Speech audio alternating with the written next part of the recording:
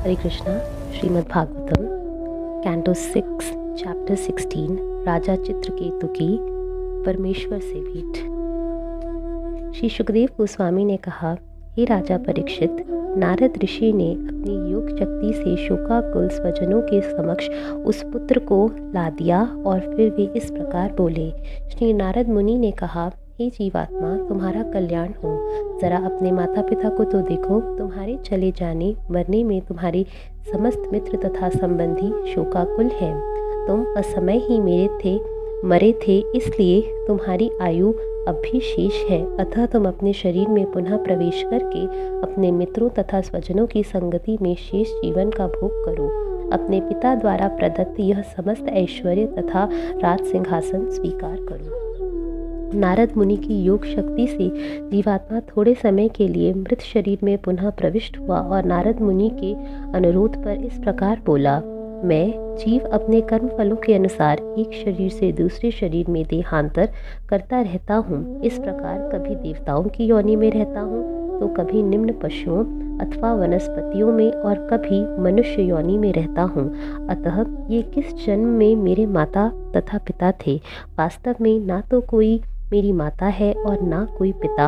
मैं तो इन दोनों व्यक्तियों को अपने माता पिता के रूप में कैसे स्वीकार कर सकता हूँ? यह भौतिक जगत नदी की भांति प्रवाहमान है जो अपनी जीवात्मा को लिए जा रही है और जिसमें सभी लोग समयानुसार मित्र, कुटुंबी तथा शत्रु बनते रहते हैं। वे उदासीन, मध्यस्थ, द्वेषी तथा कई अन्य प्रकारों से कार्य करते हैं। इतने पर भी कोई किसी से स्थायी रूप से संबंधी नहीं है। जिस प्रकार सोना तथा अन्य व्यापारिक वस्तुएं समय समय पर क्रम विक्रम के कारण लगातार एक स्थान से दूसरे स्थान को स्थानांतरित होती रहती हैं, उसी प्रकार जीवात्मा भी अपने कर्मों के कारण पूरे ब्रह्मांड में घूमता रहता है। कुछ ही जीवात्माएं मनुष्य योनि में जन्म लेती हैं और शेष दूसरी पशु योनि में जन्मती हैं। यद्यपि ये दोनों ही जीवात्माएं हैं, किंतु इनके संबंध अस्थायी हैं। कोई पशु किसी मनुष्य के अधिकार में कुछ काल तक रहकर किसी दूसरे के अधिकार में जा सकता है। जब पशु चला जाता है, पहले वाले मालिक का स्वामित्व भी चला जाता है। जब तक वह पशु उसके अधिकार में रहता है, उसके प्रति उसका लगाव रहता है, किंतु उसको बेचते ही सारा लगाव छूट जाता है। भले ही एक जीवात्मा मतर्य देहों के संबंधों के कारण दूसरी जीवात्मा से संबंध जान पड़े, किंतु जीवात्मा शाश्वत है। वास्तव में शरीर ही जन्मता है और नष्ट होता है, जीवात्मा नहीं। हमें यह नहीं मान लेना चाहिए कि जीवात्मा की उत्पत्ति या मृत्यु होती है। जीवात्मा का तथाकथित माता पिता से कोई संबंध नहीं होता। जब तक जीवात्मा अपने पूर्व कर्म के फल स्वरूप किन्हीं माता पिता का पुत्र बनकर प्रकट होता है, तभी तक माता पिता द्वारा प्रदत्त शरीर से उसका नाता रहता है। इस प्रकार वह अपने को मिथ्या ही उनका पुत्र मानकर अत्यंत स्नेह जताता है। मरने के बाद यह संबंध नष्ट हो जाता है। ऐसी परिस्थितियों में मनुष्य को झूठे ही हर्ष तथा शोक में लीन नहीं होना चाहिए। जीवात्मा नित्य तथा अविनाशी है, क्योंकि इसका आदि तथा अंत नहीं है। ना तो उसका जन्म होता है, ना मृत्यु। वह समस्त प्रकार की देहों का मूल है, तो भी उसकी दैहिक वर्ग में गिनती नहीं होती। जीवात्मा इतना उच्च है कि परमात्मा के भी समधर्मा है, तो भी अत्यंत सूक्ष्म होने से वह बहिरंगा शक्ति द्वारा मोहित होता रहता है और अपनी इच्छाओं के अनुसार अपने लिए विभिन्न देहें उत्पन्न करता है। इस जीवात्मा को ना तो कोई प्रिय है, ना कोई अप्रिय। यह अपने पराये में भेदभाव नहीं रखता। यह अनन्य है, अर्थात यह न तो मित्रों तथा शत्रुओं, ना ही शुभ चिंतकों या दुराग्रह करने वालों से प्रभावित होता है। यह मनुष्यों के विभिन्न गुणों का मात्र दर्शक अथवा साक्षी है। कार्य और कारण का सृष्टा यह आत्मा सकाम कर्मों से जनित सुख तथा दुख को स्वीकार नहीं करता। वह भौतिक देह स्वीकार करने या ना करने के लिए परम स्वतंत्र है और भौतिक शरीर ना होने के कारण वह सदैव उदासीन या तटस्थ रहता है। जीवात्मा ईश्वर का भिन्न अंश है और सूक्ष्म मात्रा में उनके गुणों को धारण किए रहता है। अतः मनुष्य को शोक से प्रभावित नहीं होना चाहिए। श्री सुखदेव गोस्वामी ने आगे कहा, जब महाराज चित्रकेतु के पुत्र में वह बद्ध जीव इस प्रकार बोलकर जब चला गया तो चित्रकेतु तथा मृत पुत्र के अन्य संबंधी अत्यंत विस्मित हुए। तब उन्होंने उसके साथ अपने संबंध से उत्पन्न स्नेह बंधन को काट दिया और शोक का परित्याग किया। मृत बालक के शरीर का दाह संस्कार तथा यथोचित अनुष्ठान संपन्न करने के बाद संबंधियों ने उस स्नेह को भी त्याग दिया, जिसके कारण मोह, शोक, भय तथा दुख की प्राप्ति होती है। निसंदेह ऐसे स्नेह को त्याग पाना कठिन है, किंतु उन्होंने सरलता से परित्याग कर दिया। रानी कृतद्युति की सौतेन, जिन्होंने बालक को विष दिया था, अत्यंत लज्जित हुई और उनके शरीर कांति विहीन हो गए। हे राजन, शोक करते हुए उन्हें ऋषि अंगिरा के उपदेश स्मरण हो आए और उन्होंने पुत्र उत्पन्न करने की कामना का परित्याग कर दिया। ब्राह्मणों के निर्देशानुसार वे यमुना के तट पर गई, वहां पर स्नान किया और अपने पाप कर्मों के लिए प्रायश्चित किया। परम ब्राह्मण अंगिरा तथा नारद के उपदेशों से जागृत होकर राजा चित्रकेतु आत्मज्ञान से भली भांति अवगत हो गए।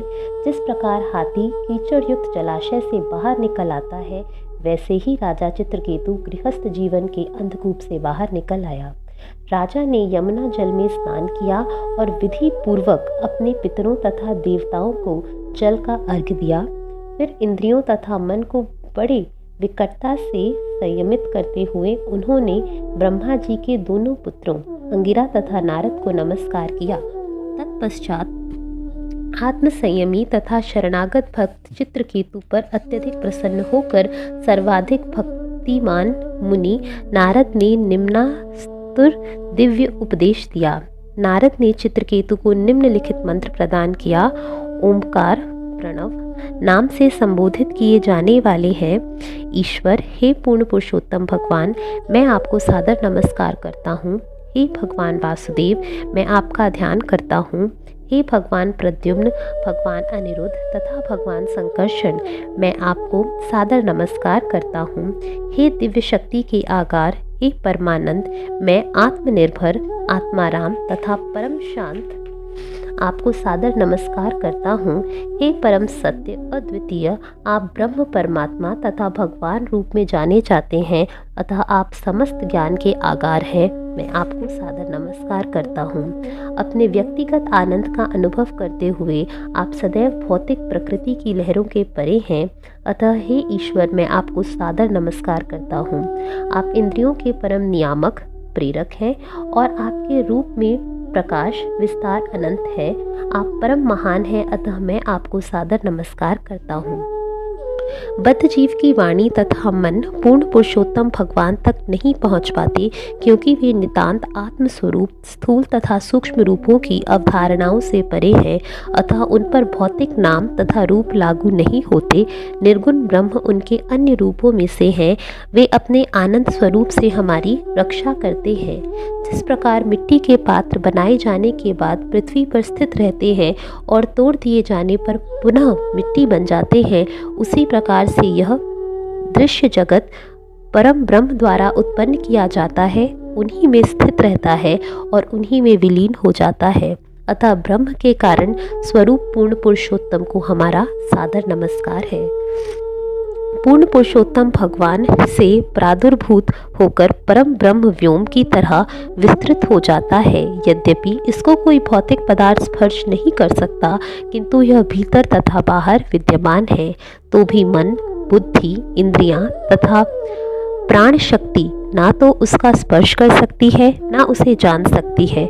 मैं उनको सादर नमस्कार करता हूँ। जिस प्रकार अग्नि के संपर्क से तप्त हुआ लोहा भस्म कर देने में समर्थ है, उसी प्रकार इंद्रियां, प्राण शक्ति, मन तथा बुद्धि पदार्थ के पिंड मात्र होते हुए भी श्री भगवान द्वारा चेतना के कणमात्र से पूरित होने पर अपने अपने कार्य करने लगते हैं। जिस प्रकार अग्नि में तप्त हुए बिना लोहा कुछ भी जला पाने में अशक्त रहता है, उसी प्रकार ये शारीरिक इंद्रियां परमेश्वर की कृपा दृष्टि के बिना कार्य नहीं कर सकती।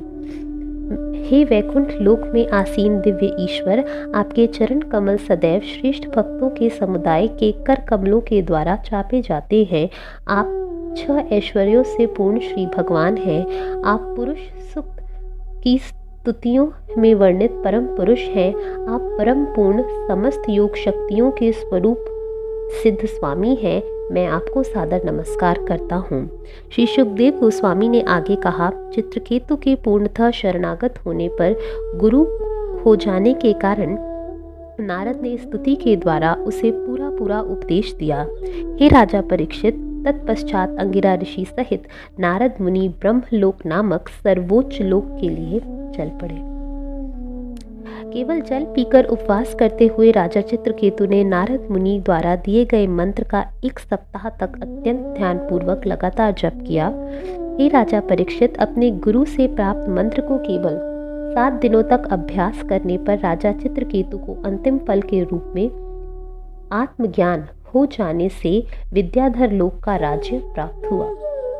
तदंतर कुछ ही दिनों में चित्रकेतु द्वारा जपे गए मंत्र के प्रभाव से उसका मन आत्मज्ञान से अत्यधिक प्रकाशित हो गया और उन्होंने अनंत देव के चरणारविंद की शरण प्राप्त की। भगवान शेष की शरण में पहुंचकर चित्रकेतु ने देखा कि वे कमल पुष्प के श्वेत रेशों के समान ही श्वेत वर्ण के थे। उन्होंने नीला वस्त्र धारण कर रखा था और चमचमाते मुकुट, बाजूबंद, करदनी तथा कंगन से आभूषित थे। उनका मुख मंद हंसी से युक्त था। उनके नेत्र रक्तिम थे। वे सनत कुमार जैसे मुक्त पुरुषों से घिरे हुए थे। परमेश्वर का दर्शन ही महाराज चित्रकेतु के समस्त भौतिक कल्मश धुल गए और वे पूर्णतः पवित्र हो जाने के कारण अपनी मूल कृष्ण चेतना भक्ति में स्थित हो गए। वे पूर्णतः पवित्र हो जाने के कारण शांत एवं गंभीर हो गए। ईश्वर के प्रेमवश उनकी आंखों से अश्रु झरने लगे और अंत में उन्हें रोमांच हो आया। उन्होंने अत्यंत भक्ति तथा प्रेम पूर्वक आदि भगवान को सादर नमस्कार किया। चित्रकेतु के प्रेमाश्रुओं से भगवान के चरण कमलों का आसन चौकी बार बार भीग जाता था। आह्लाद के कारण वाणी अवरुद्ध हो जाने से वे लंबे अंतराल तक भगवान की उचित स्तुति में एक भी शब्द का उच्चारण न कर पाए। तत्पश्चात अपनी बुद्धि के द्वारा मन को वश में करके और अपनी इंद्रियों को बाह्य विषयों में समेटकर वे अपनी भावनाओं को व्यक्त करने के लिए उपयुक्त शब्द ढूंढ सके। इस प्रकार से वे उन भगवान की स्तुति करने लगे जो साक्षात शास्त्रों, ब्रह्म संहिता तथा नारद पंचरात्र जैसी सात्वत संहिताओं के स्वरूप है एवं सबों के गुरु हैं। उन्होंने निम्नवत स्तुति की। चित्रकेतु ने कहा, हे अजय भगवान, यद्यपि आपको कोई जीत नहीं सकता, किंतु उन भक्तों के द्वारा अवश्य जीत लिए जाते हैं जिनका अपने मन तथा इंद्रियों पर संयम है। वे आपको इसलिए वश में रख पाते हैं क्योंकि आप उन भक्तों पर अकारण दयालु हैं जो आपसे किसी प्रकार के लाभ की कामना नहीं करते। निसंदेह आप उन्हें अपने आप को प्रदान कर देते हैं, इसलिए अपने भक्तों पर आपका भी पूरा नियंत्रण रहता है। हे ईश्वर, यह दृश्य जगत तथा इसकी उत्पत्ति, पालन एवं संहार ये सारे आपके ऐश्वर्य हैं। चूंकि ब्रह्मा तथा अन्य कर्ता निर्माता आपके अंश के भी शूद्र अंश हैं, अतः सृष्टि करने की उनकी आंशिक शक्ति उन्हें ईश्वर नहीं बना सकती। तो भी अपने को पृथक ईश्वर मान बैठने की चेतना उन्हें अहंकार मात्र की द्योतक है, यह वैध नहीं है। आप इस दृश्य जगत के नन्हे से नन्हे कण परमाणु से लेकर विराट ब्रह्मांडों और तथा समस्त भौतिक शक्ति तक की प्रत्येक वस्तु के आदि, मध्य तथा अंत में विद्यमान हैं। फिर भी आप नित्य हैं, जिसका ना कोई आदि है, ना अंत, ना मध्य या मध्य। आप इन तीनों स्थितियों में विद्यमान देखे जाते हैं। इस तरह आप अटल हैं। जब इस दृश्य जगत का अस्तित्व नहीं रहता तो आप आदिशक्ति के रूप में विद्यमान रहते हैं। प्रत्येक ब्रह्मांड 7 आवरणों पृथ्वी, जल, अग्नि, वायु, आकाश, सकल भौतिक शक्ति तथा अहंकार से घिरा है, जिनमें से प्रत्येक अपने से पहले वाले से 10 गुना बड़ा है। इस ब्रह्मांड के अतिरिक्त भी असंख्य ब्रह्मांड हैं जो असीम और विशाल है और आप में स्थित परमाणुओं की भांति चक्कर लगाते हैं, इसलिए आप अनंत कहलाते हैं। हे भगवान, हे परमेश्वर, इंद्रिय तृप्ति के भूखे तथा विभिन्न देवताओं की उपासना करने वाले अज्ञानी पुरुष नर वेश में पशुओं के समान हैं।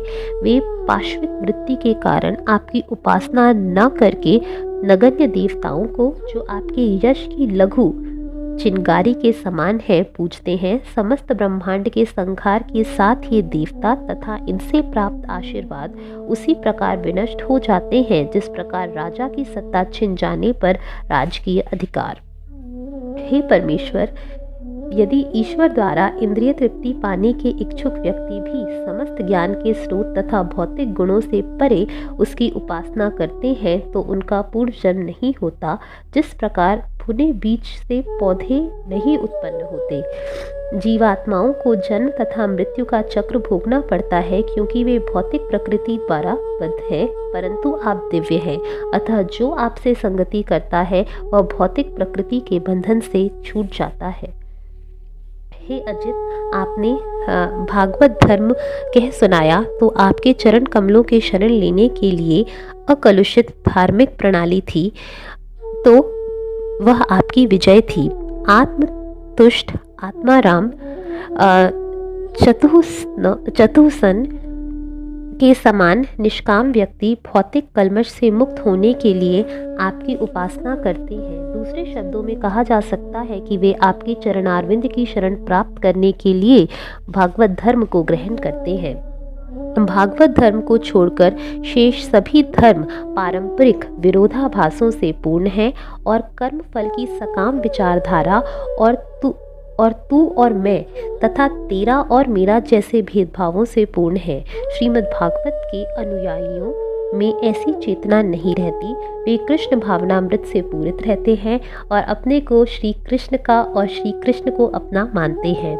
कुछ निम्न कोटि की भी धार्मिक पद्धतियां हैं जो शत्रुओं को मारने या योग शक्ति प्राप्त करने के लिए निर्मित हैं, किंतु ये काम तथा द्वेष से पूर्ण होने के कारण अशुद्ध एवं नाशवान हैं। द्वेषपूर्ण होने से वे अधर्म से पूर्ण है। ऐसा धर्म जिससे अपने परायों में द्वेष उत्पन्न हो किस प्रकार लाभप्रद हो सकता है? ऐसे धर्म का पालन करने से कौन सा कल्याण हो सकता है? इससे आखिर क्या मिलेगा? आत्मद्वेष के द्वारा अपने आप को तथा अन्यों को कष्ट पहुंचाकर मनुष्य आपके भगवान के क्रोध का भाजन होता है और अधर्म करता है। हे भगवान, जीवन के महा उद्देश्य से विचलित न होने वाले आपके दृष्टिकोण के अनुसार मनुष्य का वृत्तिपरक धर्म श्रीमद् भागवत तथा श्री भगवत गीता में उपदिष्ट होना है। जो मनुष्य आपके आदेशानुसार इस धर्म का पालन करते हैं, जड़ तथा चेतन समस्त जीवात्माओं को समान मानते हैं और किसी को उच्च तथा निम्न नहीं मानते, वे आर्य कहलाते हैं। ऐसे आर्य आपकी अर्थात पूर्ण पुरुषोत्तम भगवान की उपासना करते हैं। हे भगवान, आपके दर्शन मात्र से किसी के लिए भी समस्त भौतिक कल्मशों से तुरंत मुक्त हो जाना असंभव नहीं है। आप प्रत्यक्ष देखने की बात तो एक और रही, आपके पवित्र नाम को एक बार सुन लेने से ही चांडाल तक समस्त भौतिक कल्मश से विमुक्त हो जाते हैं। ऐसी दशा में आपके दर्शन मात्र से ऐसा कौन है जो भौतिक कल्मश से मुक्त नहीं हो पाएगा? अतः हे भगवान, आपके दर्शन मात्र मेरे समस्त पाप कर्मों के कल्मश एवं भौतिक आसक्ति तथा कामस्त विषयों के फल जिनसे मेरा मन तथा अंतःस्थूल पूरित था, सदा सर्वदा के लिए धो दिए हैं। जो कुछ नारद मुनि ने भविष्यवाणी की है वह अन्यथा नहीं हो सकता। दूसरे शब्दों में, नारद मुनि के द्वारा शिक्षित किए जाने के कारण ही मुझे आपका सानिध्य प्राप्त हो सका है। हे अनंत भगवान, इस भौतिक जगत में जीवात्मा जो भी करता है वह आपको भली भांति विदित रहता है, क्योंकि आप परमात्मा हैं। सूर्य की उपस्थिति में जुगनुओं के प्रकाश से कुछ भी उद्दीप्त नहीं होता, इसी प्रकार चूंकि आप सब कुछ जानने वाले हैं, अतः आपकी उपस्थिति में मेरे बताने के लिए कुछ भी नहीं है। हे भगवान, आप ही इस दृश्य जगत के सृष्टा, पालक तथा संहारक हैं, किंतु घोर संसारी तथा भेदवादी जनों के पास वे नेत्र ही नहीं होते जिनसे वे आपको देख सके। वे आपकी वास्तविक स्थिति को न समझ पाने के कारण इस निष्कर्ष पर पहुंच जाते हैं कि यह दृश्य जगत आपके ऐश्वर्य से स्वतंत्र है।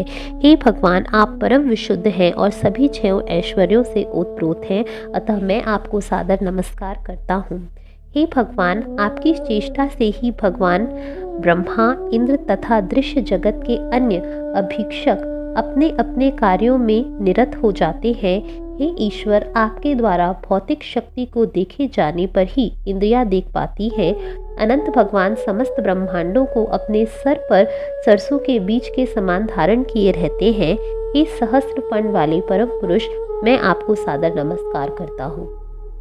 सुखदेव गोस्वामी ने आगे कहा, हे कुरुवंश में श्रेष्ठ महाराज परीक्षित, विद्याधरों के राजा चित्रकेतु द्वारा की गई स्तुति से अत्यधिक प्रसन्न होकर भगवान अनंत देव ने इस प्रकार उत्तर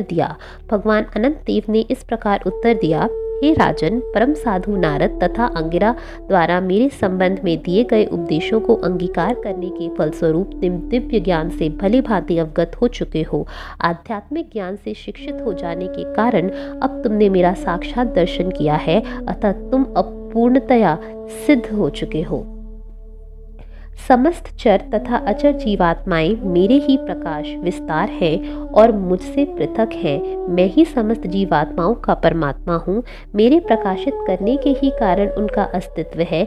मैं ही ओमकार तथा हरे कृष्ण हरे राम मंत्र जैसे दिव्य शब्दों का रूप हूँ और मैं ही परम सत्य हूँ। ये दोनों रूप, दिव्य शब्द तथा श्री विग्रह का शाश्वत आनंदमय दिव्य रूप मेरे शाश्वत रूप है, वे भौतिक नहीं है। बद्ध जीव इस भौतिक जगत में जिसे वह सुख के साधनों से भरा हुआ समझता है, यह सोचकर विस्तार करता है कि वही इस जगत का भोक्ता है। इस प्रकार यह भौतिक जगत जीवात्मा के सुख के साधन स्वरूप विस्तार करता है। इस प्रकार दोनों ही विस्तार करते हैं, किंतु दोनों ही मेरी शक्तियां होने के कारण मुझसे युक्त हैं। परमेश्वर होने के कारण मैं इन फलों का कारण हूँ और मनुष्य को यह जानना चाहिए कि ये दोनों ही मुझ में व्याप्त हैं। जब मनुष्य गाढ़ निद्रा में होता है तो वह स्वप्न देखता है और अपने अंतर में विशाल पर्वत तथा नदियां या स्वभावतः संपूर्ण ब्रह्मांड को भी देखता है। यद्यपि ये सारी वस्तुएं अत्यंत दूर है, किंतु कभी कभी जब वह स्वप्न से जागता है तो अपने को मनुष्य रूप में एक स्थान पर बिस्तर पर लेटा पाता है। तब वह अपने को अनेक स्थितियों में पाता है, यथा विशेष राष्ट्रीयता, परिवार आदि में। प्रगाढ़ निद्रा, स्वप्न तथा जागृत, ये समस्त अवस्थाएं भगवान की ही शक्तियां हैं। मनुष्य को इन अवस्थाओं के मूल सृष्टा को, जो इनसे प्रभावित नहीं होता, सदैव स्मरण रखना चाहिए। तुम मुझे परब्रह्म जानो, जो सर्वव्यापी परमात्मा है और जिसके माध्यम से सुप्त जीवात्मा अपनी सुप्तावस्था तथा इंद्रियातीत सुखों का अनुभव कर सकता है। कहने का तात्पर्य यह है कि सुप्त जीवात्माओं की गतिविधियों का कारण मैं ही हूँ। यदि निद्रा के समय देखे गए स्वप्न केवल परमात्मा द्वारा ही देखे गए विषय हैं, तो फिर जीवात्मा, जो परमात्मा से पृथक है, स्वप्नों के क्रियाकलापों को क्यों स्मरण रखता है? एक व्यक्ति के अनुभवों को दूसरा नहीं समझ सकता, अतः जीवात्मा, जो तथ्यों का ज्ञाता है और स्वप्न तथा जागृति में प्रकट होने वाली घटनाओं के विषय में जिज्ञासा करता है, आकस्मिक कार्यों से पृथक है। जानने वाला तो ब्रह्म है। दूसरे शब्दों में, जानने का गुण जीवात्मा तथा परमात्मा से संबंधित है। इसलिए जीवात्मा को भी स्वप्न तथा जागृति की घटनाओं का अनुभव हो सकता है। दोनों दशाओं में ज्ञाता वही रहता है और गुण रूप में वह परब्रह्म से एकाकार है। जब जीवात्मा अपने आप को मुझसे भिन्न मानकर ज्ञान तथा आनंद में मुझसे अपने गुण रूप में दिव्य तदात्म्य को भूल जाता है, तभी उसका यह भौतिक बद्ध जीवन प्रारंभ होता है। कहने का अभिप्राय यह है कि वह मुझ में तदात्म्य से मानकर अपने सांसारिक विस्तारों में यथा पत्नी, संतान तथा धन में अभिरुचि दिखाने लगता है। इस प्रकार अपने कर्मों के प्रभाव से एक शरीर के बाद दूसरा शरीर और एक मृत्यु के बाद दूसरी मृत्यु का चक्कर लगाता रहता है। वैदिक ज्ञान तथा उसके व्यवहार के माध्यम से आत्म साक्षात्कार द्वारा मनुष्य अपने जीवन में सिद्धि प्राप्त कर सकता है। ऐसा भारत में जन्म लेने वाले मनुष्य के लिए विशेष रूप से संभव है। जो मनुष्य ऐसी उपयुक्त परिस्थिति में जन्म लेकर अपने आप को नहीं जान पाता, वह परम सिद्धि को प्राप्त कर सकने में असक्षम रहता है, भले ही वह स्वर्गलोक को प्राप्त क्यों न हो जाए।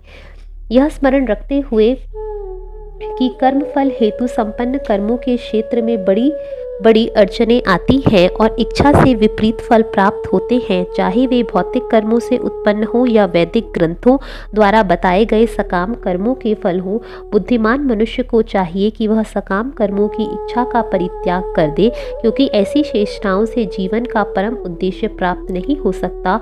दूसरी ओर यदि कोई कर्म फल के हेतु निष्काम भाव से कर्म करता है, अर्थात वह भक्ति कार्यों में लगता है, तो दैनीय स्थितियों से मुक्त रहकर वह जीवन का परम उद्देश्य प्राप्त कर सकता है।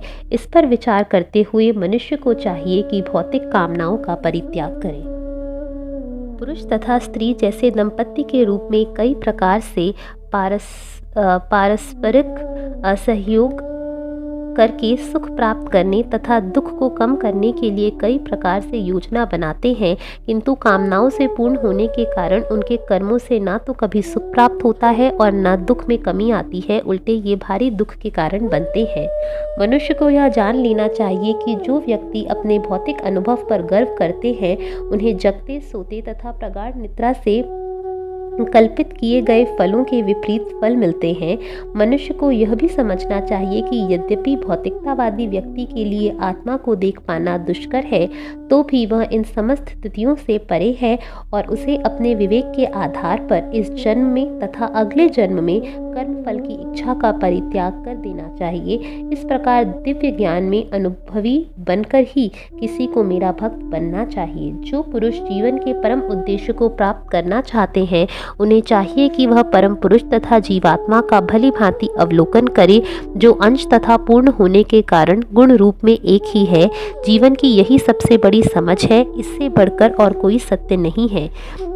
हे राजन, यदि तुम भौतिक सुख से विरक्त रहकर परम श्रद्धा सहित मुझ में संलग्न होकर ज्ञान तथा इसकी जीवन में व्यावहारिकता में निपुण बनकर मेरे इस निष्कर्ष को स्वीकार करोगे, तो तुम परम सिद्धि को प्राप्त होगे। श्री सुखदेव गोस्वामी ने आगे कहा, इस प्रकार चित्रकेतु को उपदेश देकर और उसे सिद्धि का आश्वासन देकर जगत गुरु परमात्मा भगवान संकर्षण उस स्थान से चित्रकेतु के देखते देखते अंतर्ध्यान हो गए। हरे कृष्ण।